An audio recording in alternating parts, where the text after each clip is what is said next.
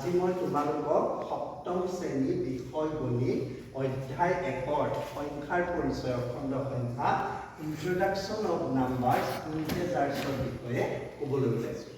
অখণ্ড সংখ্যাৰ বিষয়ে জনাৰ আগতে আমি আৰু কেইটামান সংখ্যাৰ বিষয়ে জানি ল'ব লাগিব। এয়া হৈছে স্বাভাৱিক সংখ্যা নেচাৰেল নাম্বাৰ, পূৰ্ণ সংখ্যা হোল নাম্বাৰ, তাৰপিছত যোগাত্মক অভেদ এডিটিভ আইডেন্টিটি, যোগাত্মক বিপৰীত এডিটিভ ইনভাৰ্স, তাৰোপৰি ধনাত্মক সংখ্যা ঋণাত্মক সংখ্যা আদিৰ বিষয়ে জানিব লাগিব। এতিয়া আহোঁ স্বাভাৱিক সংখ্যা নেচাৰেল নাম্বাৰ। এয়া চোৱা বোৰ্ডত লিখি দিছোঁ, স্বাভাৱিক সংখ্যা ইংৰাজীত কয় স্বাভাৱিক সংখ্যাৰ নেচাৰেল নাম্বাৰ। ছাত্ৰীসকল, আজি মই তোমালোকক ষষ্ঠ শ্ৰেণীৰ বিজ্ঞানত থকা খাদ্যৰ উপাদান শীৰ্ষক পাঠটিৰ পৰিপোষক ইয়াৰ বিষয়ে বুজাবলৈ লৈছোঁ। তোমালোকে মন কৰিবা, বোৰ্ডত মই লিখি দিছোঁ পৰিপোষক। পৰিপোষক মানে কি চাবা, আমাৰ খাদ্যত এবিধ বা ততোধিক উপাদান থাকে। তোমালোকক দেখুৱাবলৈ মই এনেকুৱা বাঁহৰ কাঠি কেইডালমান আজি লৈ আহিছোঁ। দেখা পাইছানে? দেখা পাইছা চাগৈ। ইয়াতে মই কেইডালমান বাঁহৰ কাঠি ধুনীয়াকৈ সজাই থৈছোঁ। চোৱাচোন তোমালোকে ভালদৰে মন কৰা, ইয়াত কেইডাল কাঠি আছে?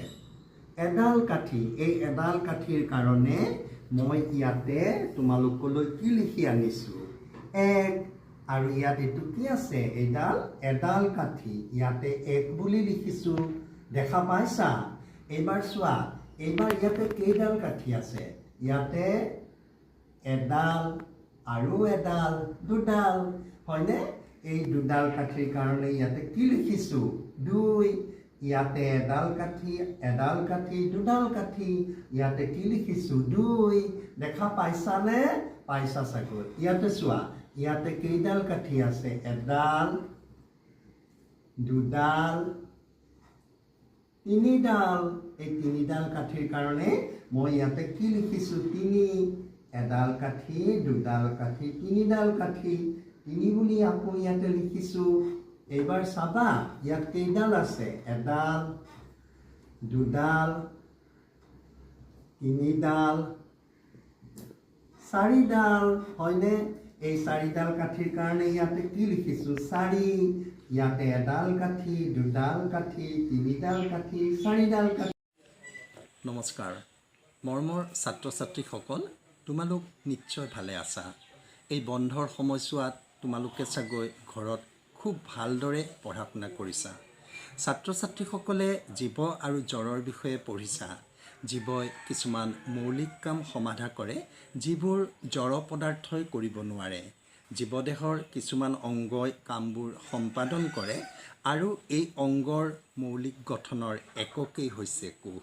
গতিকে কোষ মানে কি, এটা সাধাৰণ ধাৰণা নিশ্চয় তোমালোকে কৰিব পাৰিছা। মই আজি তোমালোকক অষ্টম শ্ৰেণীৰ বিজ্ঞানৰ অধ্যায় 8 কোষ গঠন আৰু কাৰ্য ইয়াৰ প্ৰথম খণ্ড আলোচনা কৰিবলৈ ওলাইছোঁ। আৰু দ্বিতীয় খণ্ডত পৰৱৰ্তী পৰ্যায়ত তোমালোকক আকৌ লগ পাম। অষ্টম শ্ৰেণীৰ 8 নম্বৰ অধ্যায়ত আছে বিজ্ঞানৰ কোষ গঠন আৰু কাৰ্য। তোমালোকে পাঠ্যপুথিত এই পাঠটো নিশ্চয় দেখা পাইছা।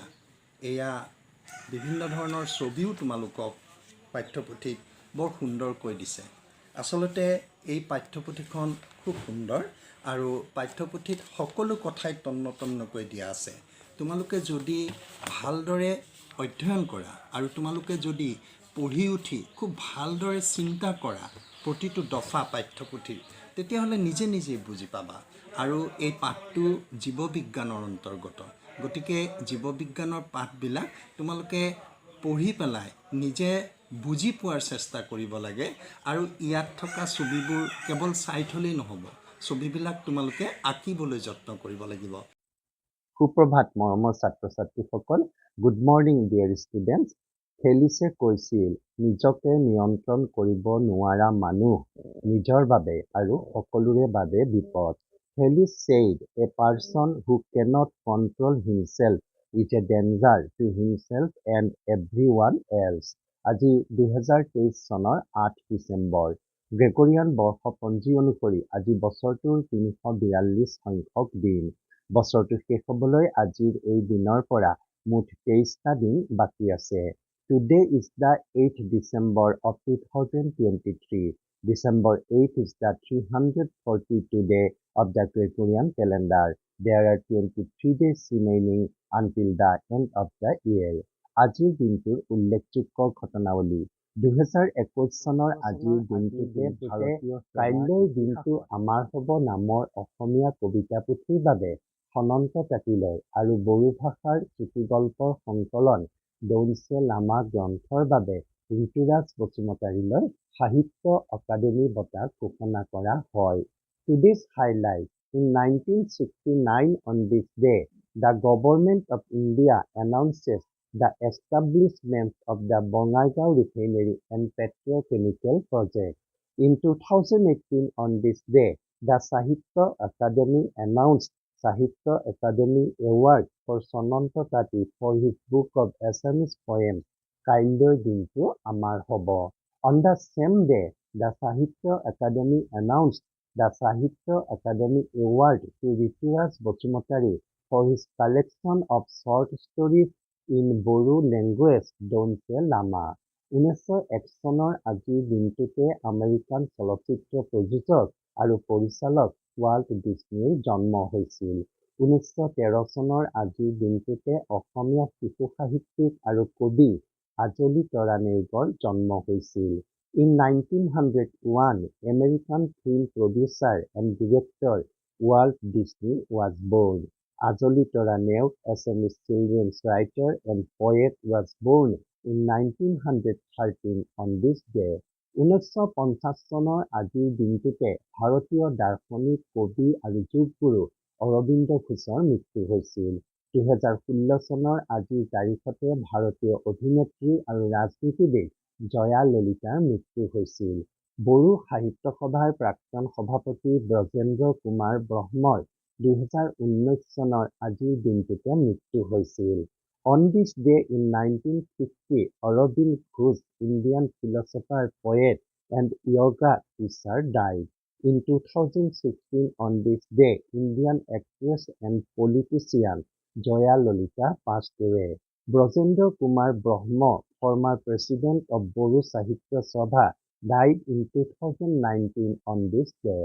আজি আন্তৰ্জাতিক স্বেচ্ছাসেৱক দিৱস, আজি বিশ্ব ভূমি দিৱস। Today is International Volunteer Day. Today is World Earth Day.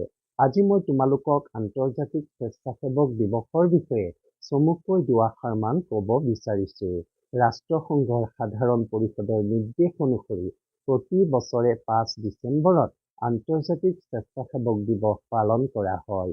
এই দিৱসৰ উদ্দেশ্য হৈছে স্বেচ্ছাসেৱকসকলৰ গুৰুত্বপূৰ্ণ কামক স্বীকৃতি প্ৰদান কৰা। সুপ্ৰভাত মৰমৰ ছাত্ৰ ছাত্ৰীসকল। Good morning dear students. Mahatma গান্ধীয়ে কৈছিল, শ্ৰদ্ধাৰে মানুহে কি কৰিব নোৱাৰে, সমস্তই কৰিব পাৰে। Mahatma Gandhi said, what a man cannot do with respect, everyone can do it. আজি 2023 চনৰ 2 অক্টোবৰ। গ্ৰেগৰিয়ান বৰ্ষপঞ্জী অনুসৰি আজি বছৰটোৰ 275 সংখ্যক দিন। বছৰটো শেষ হ'বলৈ আজি এই দিনৰ পৰা মুঠ 90টা দিন বাকী আছে। Today is the 2nd October of 2023. October 2nd is the 275th day of the Gregorian calendar. There are 90 days remaining until the end of the year. আজিৰ দিনটোৰ উল্লেখযোগ্য ঘটনাৱলী 1535 চনৰ আজিৰ তাৰিখত জেক কাটিয়াৰে মাউণ্ট ৰেল আৱিষ্কাৰ কৰে। 1836 চনৰ আজিৰ তাৰিখত সাগৰত 5 বছৰ থকাৰ পিছত চাৰ্লছ ডাৰউইনে HMS বিগলত উঠি ইংলেণ্ডলৈ উভতি আহে।